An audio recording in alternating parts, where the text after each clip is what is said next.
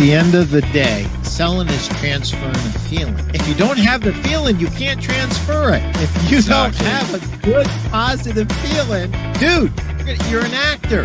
You have to sell and run your business from a place of positivity. And however you get there, God bless you.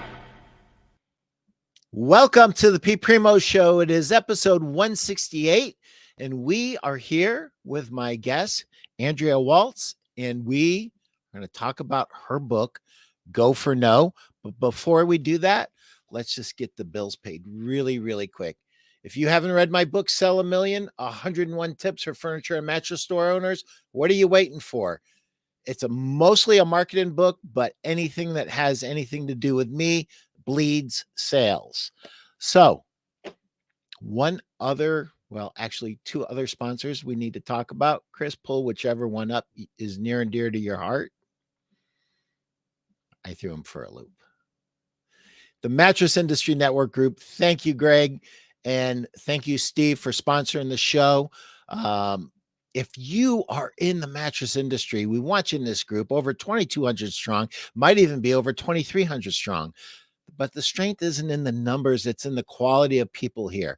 If you want to learn how to build, market, sell, and succeed in the mattress industry, come into this free Facebook group. Everybody's here, from store owners to RSAs, to sales reps, to owners of manufacturers and VPs of sales. Everybody's in here.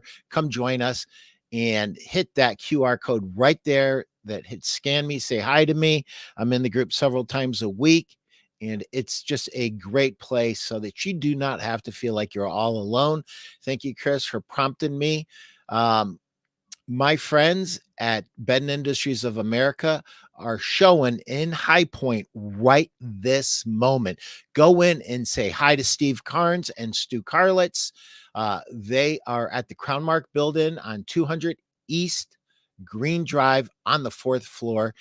Listen, I could sit here and go on and on about the product for an hour. I could go on and on about the service for an hour. Forget about all that. Go to talk to Steve Carnes. This dude is rarefied air. He is one of the most knowledgeable people I've ever met in over 40 years in the mattress industry. He can impact your business. He can help you get unstuck. He can help you survive what is turning out to be a challenging year. So get to Bed Industries of America if you're in High Point right now, and join the winning team. Andrea, welcome to the show. Hey, Pete, I'm so glad to be with you. So guys, me and Andrea have never talked before other than like 5 minutes in the green room. We met on LinkedIn and we started chatting, and before you know it, I invited her to my show. In the meantime, I got this book. I want you to see this book, Go for No. It's an incredible book. Not only do I have the paperback copy, but I also have listened to this book no less than 10 times. No less than 10 times on Audible, because that's how I consume my information. And I have to tell you, you and Richard did a fantastic job on this book. It is actually, your book and my book are opposites. I have 101 things to do, chapters actually, and more than that. And you really, in this, there's a half a dozen really super important lessons in it that can literally transform not only a salesperson's career, but somebody's life. I think what you have here is bigger. It's much bigger than just sales. This is life. And when we don't go through life, trying to avoid no's, we live a half a life, if that. And so this is my question for you. I just want like a little inside baseball as to the pillow talk before you and Richard came up with this book, because it is unbelievably great. And everybody go out, buy this right now, like now. Like, go on Amazon and buy it. Okay, I will give you some inside baseball. This is really funny. I don't think I've ever shared this on any podcast or show ever. Richard was we were teaching Go for No to the retailers that we were working with. That was our niche, was working for retail organizations. Anybody that you'd see working, anybody that you'd see as you walked through the average shopping mall. So whether it was specialty retail clothing or department stores or mattress stores, I mean, anybody. And he had this belief that once you kind of told somebody, hey, Go for No, that, as he put it, the cat was out of the bag. Like, people would get it. And I said, no, I don't think so. I think we need to, there's more here. And so he came up with the idea, like, okay, then let's write a book, and we'll make it a fable. So it'll be something that people can get emotionally attached to. We had already written another book just for retailers that was super short. It was 64 pages. So we kept Go for No also short, about 80 pages. We just wanted to tackle this one topic. And the funny part was, as much as he said, oh, all you have to do is say Go for No and the cat's out of the bag. We've written a book. We've done a online training program. We speak. We've created all kinds of different content and challenges and workbooks. And I'm like, okay, apparently the cat's not out of the bag when you say the phrase. There's a lot more to it. So, but yeah, having the book has really been the door opener. And I think it's the thing that if you read it, and I appreciate all the kind words, thank you. You're welcome. It hopefully shifts your perspective, because Go for No is a really counterintuitive concept, because of course, Go for yes is really on all of our minds, right? We want to go for yes. We want to get yeses. Yeah. But that's why the subtitle is so important, which is yes is the destination. So make no mistake, we want yeses, but no is how you get there. Yeah, I absolutely loved it. And what I was nervous about a little bit is, like, I understand and see this as really super easy for B2B, but not as applicable to retailers until I read the part about the bragging rights about the sale. And then the sales manager asked the question. I don't know if we should go into that or not, but I think that Richard is probably, I'm guessing, super smart, and he assumes everybody's just as smart as him. So the cat's really never out of the bag, because you're not necessarily your audience. And a lot of us sometimes think that everybody's on the same wavelength, and they're just not. And that doesn't mean they're dumber. Some of them are way smarter than we'll ever be. But to assume that somebody's on the same wavelength is just a bridge too far. And you were, all over that when he had mentioned that, the cow's out of the barn. No, not really. Part of it, maybe. So getting a no sends a lot of salespeople into a headspin. I mean, it could ruin their whole day. And one of the most powerful things I ever read was Zig Ziglar. And Zig was saying years and years ago, 100 years ago, 1,000 years ago, when the dinosaur roamed the earth, Zig said, listen, you're going to get a prospect who should have bought your product, and it's going to frustrate you, and they're going to say no. And you're going to go on your way. But if you keep replaying that no in your head, you're going to let that prospect steal your dreams. You have to, as a salesperson, be able to park that and go forward with energy, looking for the next no. And that's the beauty in what this book teaches. It makes you actually understand the correlation between no and yes, and that I have to go through no. Do you mind if I show one of the pages? No, not at all.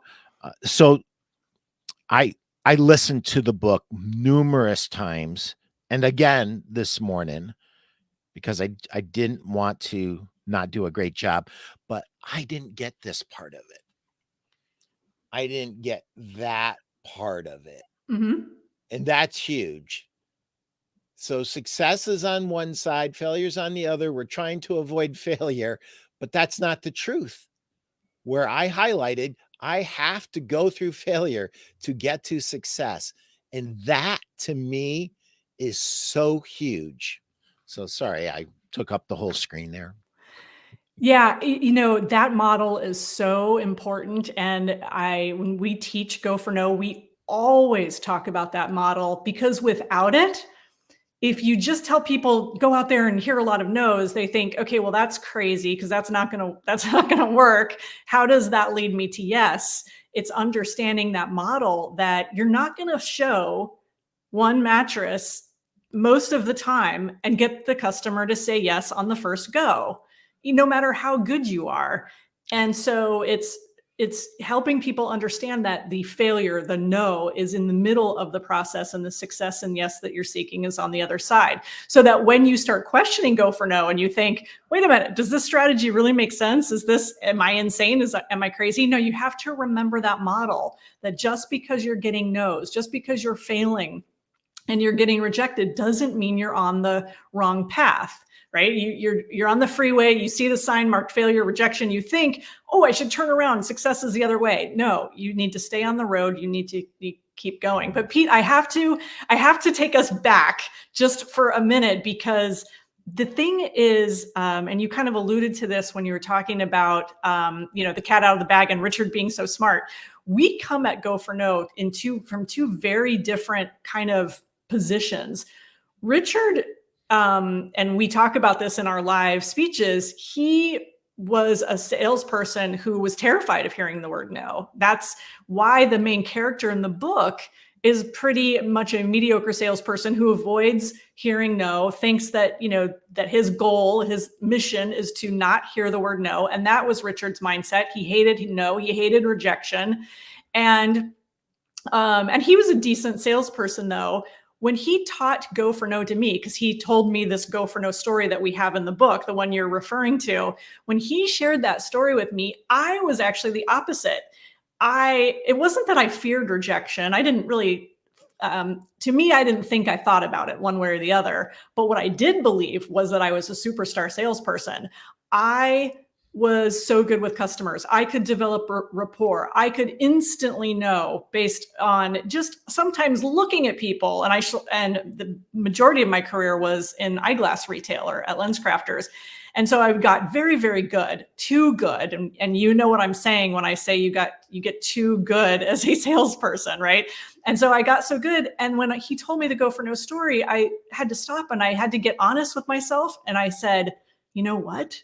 The truth is, I don't like hearing no. See, I thought I was the superstar, but then I had to get honest and say, I actually don't like to hear no, so much so that I will prejudge somebody or decide what products or things that they should know about, so that I just get the yeses and I can avoid all that no nonsense, because I would rather not hear it, instead of being a salesperson who asked great questions, showed everything that customer should see, and then let them decide, and have the courage, if you will, to be the one to shoulder those no's. And that's really what we have to do as sales professionals, is we have to shoulder the no's as professionals, which means that we're going to show some things and we're going to get some no's to things, but that's part of the service we provide.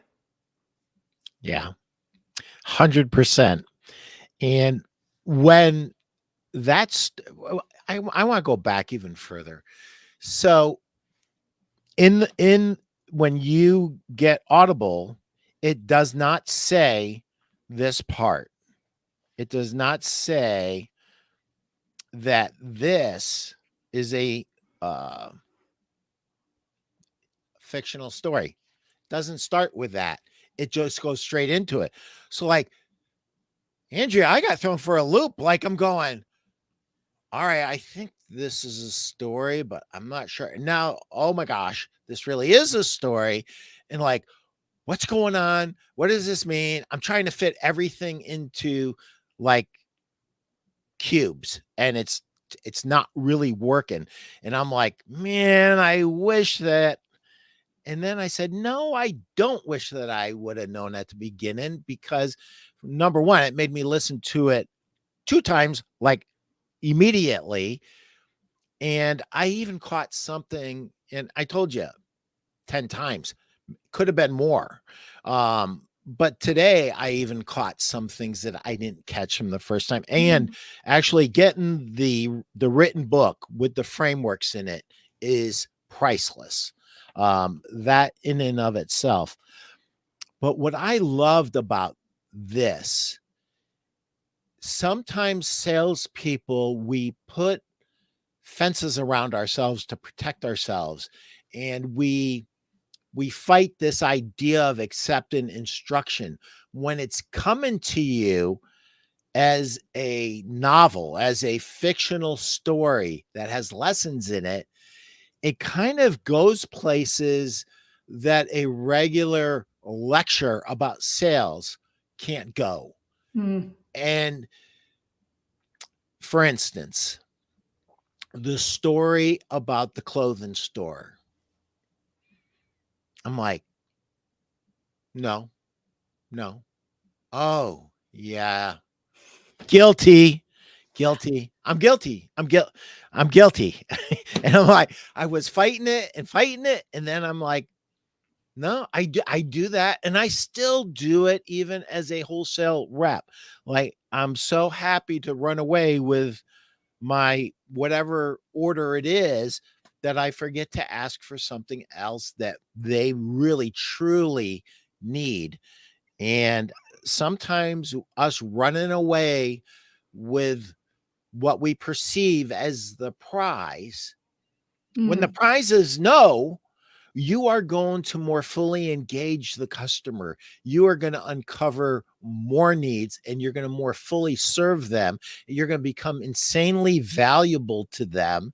And then the chances of you getting a referral, a 5-star online review, a testimonial, all the things that we need in today's new world to be successful salespeople, you get when you more fully engage the customer, when in fact you go for no.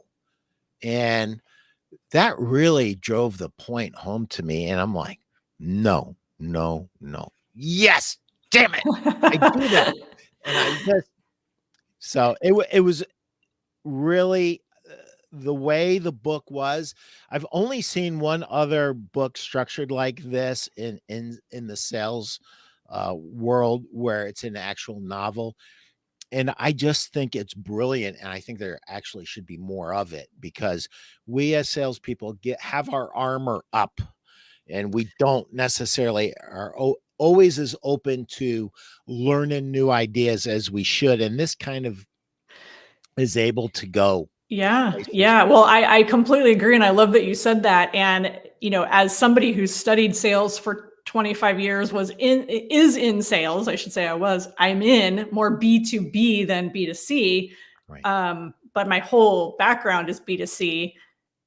We have a tendency, at least I know I did, is I skim something and say, oh, I know that. I know that. What it really means is I've heard that. I've seen that before. And do I really do that? Not necessarily. So that's I think my passion with this material that we teach on is that it is counterintuitive. A lot of people, I think, do give kind of short shrift to rejection. It's kind of like, yeah, there's rejection, just deal with it and move on, because we don't really know how to deal with it. And it's a touchy-feely topic. And I think for sales managers, they oftentimes don't know how to deal with it, because it's like, well, toughen up, get thick skin. What do you want me to tell you? You're going to hear no a lot. There's nothing I can do for you, And so this puts a framework around it that you can teach to deal with those things. Yeah. And, when the other thing that I really fought was the stages of no. And I'm like, okay, I can get to the place where I'm okay with no, but me wanting to get a no, I that might be a bridge too far. And then when I really started diving into that, I realized, and you guys had an example in the book, and the example is when you have a sales quota that let's just say you set it up for yourself, and now you go, I've hit that, and you stop. When you're going for no, you don't stop. You never stop. And so when a salesperson is on a hot streak and they are just jamming and things are going well, and luckily we've all been there, um, some of us more, some of us less in our career. What I was doing before was actually slowing myself down because I was going for the yes. And I'm like, hey, got 3 yeses in a row. Let's, that. But if I'm going for no, I'm not slowing down. I'm not interrupting the momentum that I have. And I thought that was brilliant. That was really important piece, especially for the higher energy, super motivated performers, to make them understand that you wanting to get a no will, it's gonna give you, it's gonna straighten out these peaks and valleys that we have. It's gonna keep you kind of going with your momentum a little bit further, a little bit longer than you would if you were just going for a yes. So I really, really got a kick Yeah, out of that. yeah. Well, and if you think about it, it's kind of almost like, I wonder sometimes, we don't go into this in the book, but is that related to maybe fear of success, which ultimately could be fear of failure? So in other words, if I do too well, if I just keep, I'm on fire. Yeah, I've had hot streaks, right? And you just keep getting yes after yes. And you think, if I get too many yeses, if I blow my numbers out of the water this month, what will they say next month? What will be required of me next month? Maybe I can't do this again. And so it's like, no, I'll just kind of play, you know, I'll just kind of play Oh, at this average level so that I don't blow it out. But who knows what will happen next month? We've got to, and especially in the current economic climate that we're in, you got to take advantage of when, for whatever reason, you are just hitting home runs. I mean, if you are, you've got to take advantage of that. Don't slow yourself down. Don't let that fear of success slash fear of failure get in your way, and kind of talk yourself out of, keeping going. And you're right, it is typically that high performer who, and that's not to say, I'm not talking about the total hustle and grind to where you burn yourself out and you're not effective. There's obviously there's got to be a middle road there, and you could make yourself crazy of just, okay, I'm never going to slow down, I'm never going to stop, I'm going to work 7 days a week. But at the same time, how many times do we shut ourselves down? Because I know I've certainly done that many times. yeah, more times than not, I would say. So that piece of it was incredibly beneficial for me. And Mm. it really, looking back in my career, I said, that's exactly what happened. I was so focused on the yeses. I got so many yeses in a row that I started to coast a little bit. And I started, what we do as salespeople, Andrea, and I know Richard, and this because it's in your book.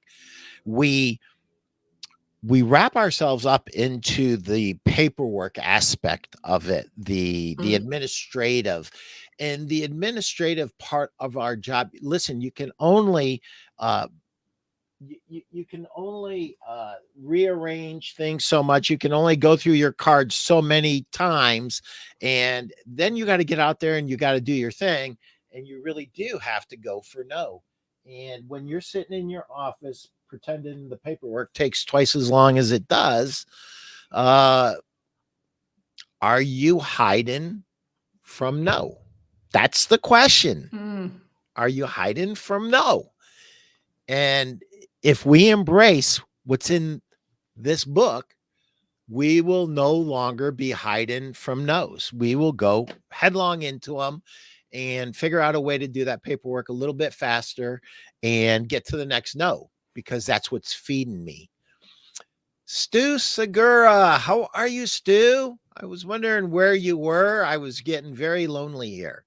Where is the place that best benefits Mrs. Waltz to purchase the book? Oh my, Andrea, do you understand what you've done? I know. Made Stu fall in love with you so much that he wants you to get the maximum benefit from him purchasing the book. So that's awesome. You have the best viewers. That's very kind. Honestly, wherever it works for you. Amazon is great because we like people to buy on Amazon and review it afterwards. So, Amazon's appreciated, but ultimately wherever. Stu, you got a question for us, brother? You always got great insights.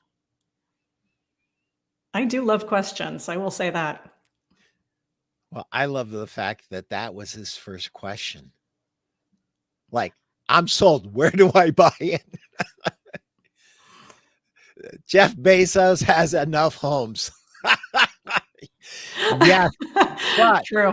But Richard and Andrea never have too many reviews, my friends. So, and that's a go for no thing right there, Pete, because you were talking about that, and that's why when you get to that wantingness stage, and let's say the sale has just gone your way, and you have somebody who they find that first item, and then maybe they find a second item or an add-on to their purchase, and you've got all these yeses, and then you think, what else is there? Well, there is always asking, hey, if you enjoyed your experience, I would deeply appreciate you sending people that you know my way. Can I give you a couple cards to take with you? Or would you be willing to go on Google or Yelp or whatever and give us a review? I mean, those are great opportunities, and do it in the moment, right? So I think sometimes we get scared, like, oh, I don't want to look pushy. I don't want to look aggressive. The sale's gone so well. I don't want to look that certain way. Yeah, but if you've taken care of a customer so well that they feel like, gosh, this was a great process. Buying, we all know, because we're all buyers as much as we are sellers, can be stressful. And we hate to especially mattresses. There is such a fear. You certainly know this more than I do, but of making the wrong decision, right? I mean, it's just like, that's like the nightmare is I don't want to make a wrong decision. So if you take care of somebody in that moment, they are yours. That's when you need to go for no and get that opportunity to say, tell people about your experience. How was it? How, do you feel good about what just happened? Yeah, that's awesome. Continue to go for the no. Hey, Guy, all the way from South Africa, Guy and Kyle, what you guys got? You guys got anything? I am sure you guys do. They always have the best questions. There is a little time lag. So Andrea, I want to understand this piece at the very end of the book. Is that kind of wrapped it up and made me very happy. I mean, like, I was like literally jumping for joy, and I didn't understand why I was jumping for joy. But then when I re-listened to it on my walk today, I said, that's why, because it was already set up. But I never realized that it was already set up. The question was in my subconscious. And it's like, how in God's name do you plant something in my subconscious in 80 pages, and then when I get to the end, the last sentence of the book, I get all kinds of crazy happy? How do you do that? That would be my business partner and husband and co-author, Richard. He is truly a creative genius of the two of us, and luckily, So good. he has that skill. And part of that skill actually was developed. He did years of creative writing. He's written screenplays. And we haven't sold anything. We did try to sell screenplays in Hollywood. He's written. We like our hobby, as if we don't do enough business writing, was writing. We did a huge fictional paranormal suspense, which he spent 3-4 years detailing and writing. So he's just very, very creative and has the ability to, our goal is to have people care about the main character and to kind of see themselves in that main character a little bit, to kind of relate to him as, okay, he's not exceptional. And I have to tell you, that's a little bone I have to pick sometimes with sales books. And I understand why people do it, but it's like you read it and it's, I'm exceptional. Here's how I kicked butt in my sales career. Here's all the awards I've won. And again, I totally get that. It's the bona fides, right? It's like, here's all I've done. And so when you're reading it, you really feel like, okay, I may not necessarily relate to that person. I'm not this superstar, award-winning, salesperson. I want to learn to be that person, but it's that relatability. So that was important to have that from the character standpoint, that this isn't like, he's not a superstar. And so here, let's see him learn this thing that could help him get there. So, strictly from a marketing standpoint, Andrea, I'm sure you already know this. You both know this, either on a gut level or because of your marketing chops. One of the biggest reasons copy won't work is because the audience does not see themselves as that superstar. They've made mistakes. So if you don't draw out the fact that, hey, I know that you're like me and you've made mistakes before. It wasn't your fault, blah, blah, blah. This was told to you, that was told to you. And here's what we learned. But you didn't have to do all of that because you made this character so relatable that we could fully accept ourselves in him. And I thought that was brilliant. Even the thing with, having put on a little bit of weight and there's two of me now. And it's so fascinating. But I love anytime we talk about sales and selling more. I don't want techniques that only a superstar can use. I want techniques and I want mindsets that an average human being can be successful with. And I think that's what you did in this book. As a matter of fact, you guys really tackled the 800-pound gorilla that derails most salespeople. And even when they are successful, they could be more successful if they would just go back all the way to the beginning and really deal with once and for all this fear of no that no one wants to talk about. It's like an 800-pound gorilla in a closet. Like my grandfather had me scared crapless that there was an 800-pound gorilla in this closet. And one day, I think my whole life, I finally got up to courage and I opened the closet and I said, Grandpa, there's no 800-pound gorilla in here. Now, intellectually, I knew at some point, but I still thought maybe he's right. And that's what happens with Go for No. There's a whole nother world on the other side of no. And you can't get to yes unless you go through no. And that's why this picture, which I'm a visual, I'm like a male Ally McBeal. That's what I am. And I like exaggerate everything in my head. It's ridiculous, some of the things that go on in my head. But I didn't see this. But when I got to, let me fix it. When I got to the hard to the paperback copy of it, understanding that I can't turn away from failure and get to success.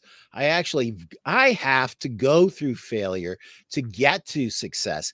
And once we get that, and that's why I said it's not just for salespeople, it's for everybody. Do you want to have a better life?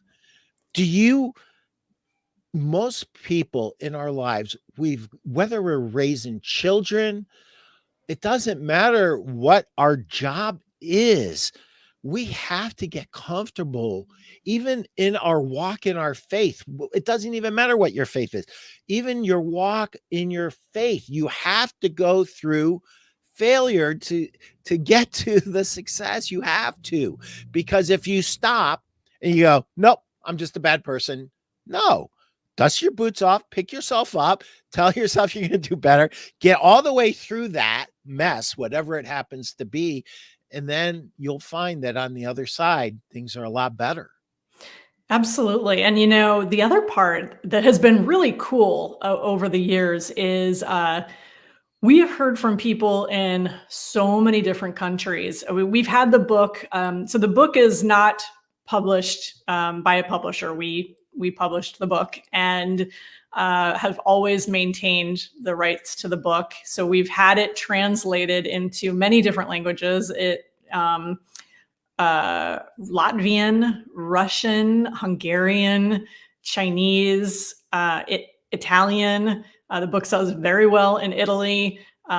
Hindi, so the content of India, and this thing that you're Australia. I mean, so English obviously for Australia, but the thing is that as a planet, as humans, I think we're biologically wired to not get rejected, to not get thrown out of the tribe, so to speak, and which is very dangerous, of course. And so we're dealing with our brains that haven't caught up to the 21st century. Our brains are from wiring from thousands of years ago. And so our brains don't see and perceive rejection as a good thing. Our brains see rejection as very dangerous. And that's why it's important to continuously, and this sounds a little self-serving, it's not meant to be, but we tell people, like, you've got to remind yourself of go for no. You've got to constantly be, we call it notivation instead of motivation. You've got to constantly be getting that notivation and keeping it top of mind, because your brain doesn't want to do that. And of course, for most people, when they get a no, and you kind of alluded this actually in your introduction, what happens? Do you run from a no? When we are selling and it's like, we hear that first no, it's like, okay, well, I'll just leave you alone and I'll just let you look and, I won't bother you anymore. It's like all this terrified reaction. Instead, we got to stay engaged and figure out, okay, let's read this customer. Let's maybe ask another question or two. Let's not take that no personal and run, because that's a surefire way to end the sale and have them walk out. And this is something that actually, and Pete, you'll love this. This is something that we didn't put in the Go for No book. We should have, but Richard talks about it when we're on stage. One of the things that Harold said, he said, by the way, do you know where that customer is right now? And Richard said, no. And he said, he's at the other end of the mall spending the rest of the money that you wouldn't let him spend with us. Mm-hmm. So somebody walks out. It's not that the decision is, we're not getting a mattress today. The decision is, we're just going to go somewhere else and look and shop with somebody who we perceive might be better or different for some weird reason, right? And so don't let that no be the end. So guys and gals, you're probably wondering what we're talking about. So I'm just going to bring it out. So there's a part in the book where the salesperson was super happy about the sale he made. And the sales manager said, well, when did they say no? They never said no. Well, how do you know you were finished? And that is a super, super important lesson.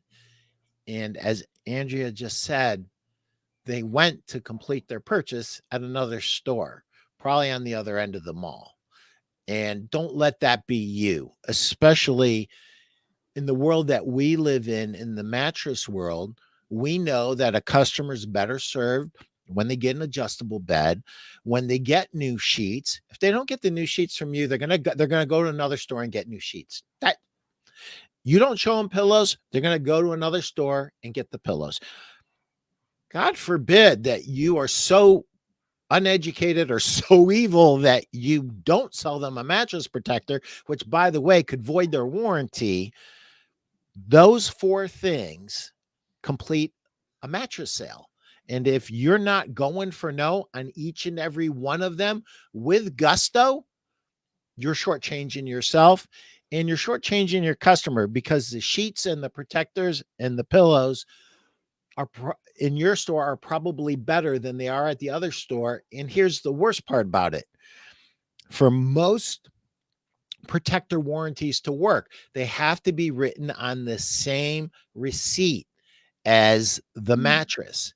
And so they, in fact, might buy a protector somewhere else, but they have no warranty, no peace of mind warranty, which they would have with your store. So going for no is super important in retail, because that question, how did you know they were done? Like, he as a salesperson was done. He's like, okay, it's over $1,000. I'm happy. How did you know they were going to spend 2,000? I mean, one of the things that I've said 100 times on this podcast, you are not your customer. Stop it. You are not your customer. And you have an empathy with a customer can be a very, very good thing. You going into their buying shoes and making decisions for them without their input is a very dangerous and slippery slope for you as a salesperson, because you are shortchanging the customer and you're shortchanging yourself and your store. But sorry, I went off on a tangent. I'm good for that. Here we go. Kyle Danes, all the way from South Africa. Would you agree that it is closing the relationship value gap between you and the customer as quickly as possible? That it is closing the relationship value gap between you and your customer as quickly as possible? It's an interesting question. Yeah, I mean, the good thing about it is, or the point of it, I should say, of getting a no, is that it puts you all that much closer to helping find a solution. So you're at least staying engaged with that customer and you're asking questions. And I think that, I mean, the key to any customer relationship in sales is being a good consultant, which means asking good questions, reviewing the information against all of your knowledge, and then making recommendations. So if you're not asking questions and getting some no's early on, then you're not bridging the gap between that relationship. So the quicker you get to questions, the better off you are. I hope that answered your question. I think it did.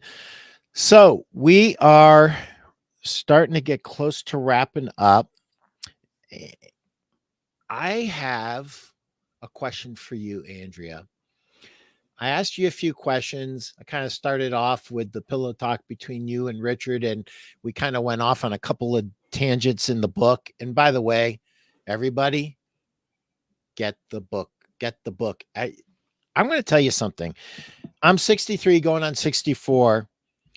Big, thick books. Like, listen, I love Napoleon Hill. I do. I love him. I don't love that. This, I love. I love thin books that help me be more successful, that teach me a lesson that I need to relearn. Maybe I learned it, but here's a question you should always ask yourself whenever you're confronted with a new piece of information and you're starting to push back on it. because that's what we as human beings automatically do. Just ask yourself this one question, but do I do it? Or am I guilty of this foolishness? I'm laughing at this character who's selling um, menswear. I'm laughing at him. You idiot. Am I guilty of such foolishness myself? That's the question. And I think we really need to ask ourselves that question. So here's my question to you, my friend. Is there a question that I should have asked you that I didn't? Mm. Well, so okay, here's one. What is my number one go-to recommendation to implement Go for No immediately? Ooh, that's a great question. Andrea, what is your number one recommendation to implement Go for No immediately? So the answer to that is first thing, step one is create a no awareness.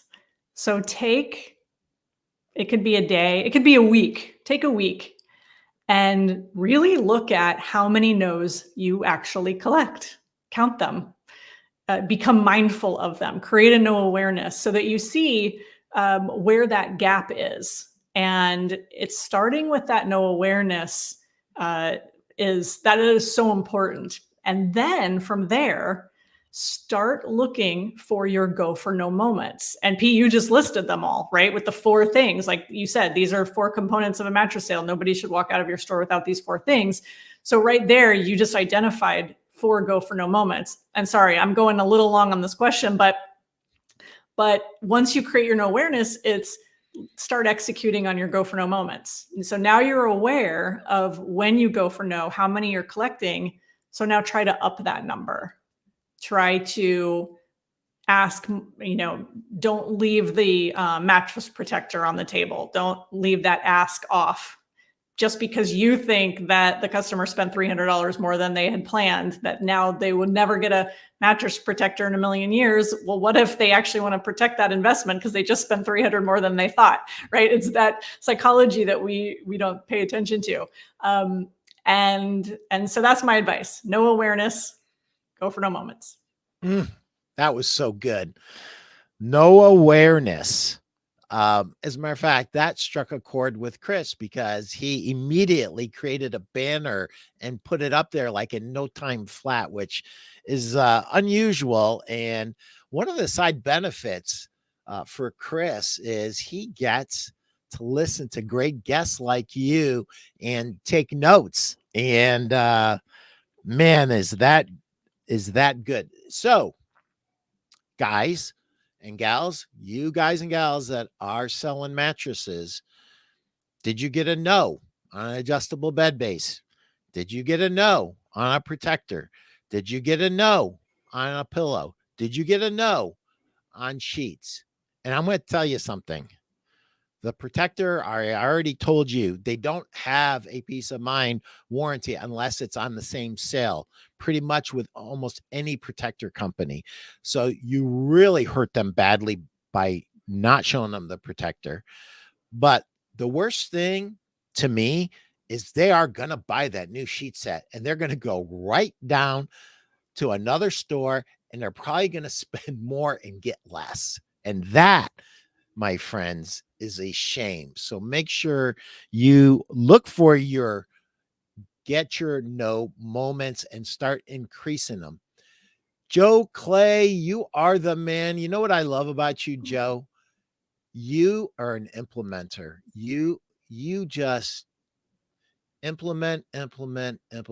You are a reminder of what we all need to be, Joe. So thank you for doing that. That paperback. Marnie, look at you. Marnie just opened a new store, Andrea, and I'm excited to read and grow from this book. You will grow, and I think you're going to find a lot of the same moments that I did, Marnie. Guy Danes, yes is a destination. Love this excellent guy, all the way from South Africa. Thank you, my friend. And it's like 10 o'clock at night there, right? So these guys, like, they stay up late to watch this. I just love them. So amazing. Okay. So somebody has watched this. They've fallen in love with you.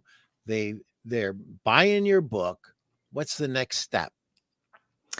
Yeah, so the next step on the path for individuals is to join our online course. Like, I know a lot of creators, a lot of content creators and educators like me and you, Pete. We have training programs and things like that. We're no different. We've upgraded. We've been around so long. I like that you referenced dinosaurs earlier, because I've been in business so long now. We had CDs back in the day. And so finally, Richard and I got with the times and re-recorded all of our CD material and put it online. So that's really the next step, to go even deeper into, there it is, Mastering Go for No. Go deeper into the concepts and learn from us. We go deep into, believe it or not, failure and success and that model and why it's so important, and other no related strategies. That's awesome. Chris, you are amazing. Anybody out there that needs a podcast producer and you don't call Cast Ahead, Chris Stone at Cast Ahead, you guys are foolish. You gotta, if I don't even know if Chris has any bandwidth to take on any more customers, but if he does, and that was my first question when I contacted him, I said, Chris, I know that you deal with a lot of heavy hitters. I'm just a little minnow in a pond. I don't know if you have the bandwidth to take somebody else on, but I need to ask you the question. And I was so afraid he was going to say no that I almost didn't ask him. There you go. Total go for no moment. Yeah. And it was a go for no moment. And here we are, 168 episodes later. Wow. My Lord. Yeah, Chris is a pro. I learned that being backstage. Yes, he is. He is amazing. Any last words you'd like to say to our group? Obviously a few people have already ordered the book. They're going to have the book in the next 2 days. Anything else you'd like to add, or things for them to do, or notes? Yeah. Well, I appreciate everybody's support and comments on the show. It makes it super fun to know that people are out there and engaged. And I hope you love the book, whether it's Audible or paperback or however you engage with it. I guess my last piece of advice is just practice. The worst thing that can happen when you go for no is you get a no. But oftentimes, and I find this, I hear from people all the time, they surprise themselves and they say, it's actually kind of hard to get a no. I'm getting many more yeses than I expected. And that's what we want. Obviously, that's the fun result. Thank you, Texas Mattress Barn. I'm glad that you ordered it for your wife. You might want to sneak a peek at that too, my friend, because I'm going to tell you, it's kind of addictive, because as you go through your day, you're wondering, like, did this happen before this and this? I mean, it's a novel. It's a great story, and it's just packed with wisdom that we need to help overcome our human programming. And I just had one question before I let you go, Andrea. So were you surprised? You mentioned that you maintained your own rights to the book. So good for you. Glad to see that you did that, and that you have you have sold it internationally. Have you been surprised at the number of sales you've gotten from India? Yeah. We actually partnered with an Indian publisher who printed the Indian version and the English version for the continent of India.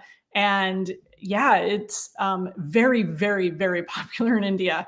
It's pretty crazy. And I think it might be cultural reasons. I think They may have challenges with hearing no and feeling like sales is pushy. So I think Go for No might offer them a different perspective of how to approach sales, the mindset that you want to have, and that no is okay. That's just my guess. I don't really know a lot about the culture. That's just kind of my suspicion. I once bought clothes from an Indian salesman. He owned the place, and kind of became friends with him. And he told me the reason that he worked so much, because I was telling him, hey, dude, you got to slow down. I mean, is that he was getting the money together for his wife, because in India you have to prove that you can provide a acceptable way of providing income for your family before you're actually granted permission to get married, which is very traditional and very cool. And it one of the things that's hit me over the years again and again as I have more contact with Indian people is there is a hunger for sales and there's a hunger for business knowledge there. They truly want to be exceptional. They want to be better. And yeah, I would say that you are right on the money. I think there is a cultural thing with them in particular. And I think to them, that title would be absolutely fascinating and intriguing, because like their whole life they have like gone out of their way to not get a no, and now here's these Americans telling them to go for no. And out of curiosity, I think they're gonna, but there's so many great lessons in it. So everybody, if you haven't already ordered this, order it. Go to Amazon, Go for No. The Audible is great as well. And something that I didn't pick up right away is actually it is your husband's voice. Yes. Yeah. The funny part about that was because we wrote the book so long ago, we recorded that for CDs back in like 2004. We just decided we hired a guy in a studio in Santa Monica, California, went in, recorded it. And then when Audible came along, we were ready. We were able to just upload our files. So it was pretty amazing. We got very lucky because we got on Audible really early. That is great. Thank you, Andrea. This was the funnest hour I've had in a long, long time. And it's great to get to know you a little bit more. And I am so glad that I actually responded to your LinkedIn. I don't even know who the mutual person was, but whoever you were, thank you. Grab the book, Go for No, on Audible in paperback, and then hook up with Andrea and Richard because they have a lot to give to you. And thank you. Go sell 1 million, guys. Thank you, Andrea. Thanks, Pete. It was super fun. Take care.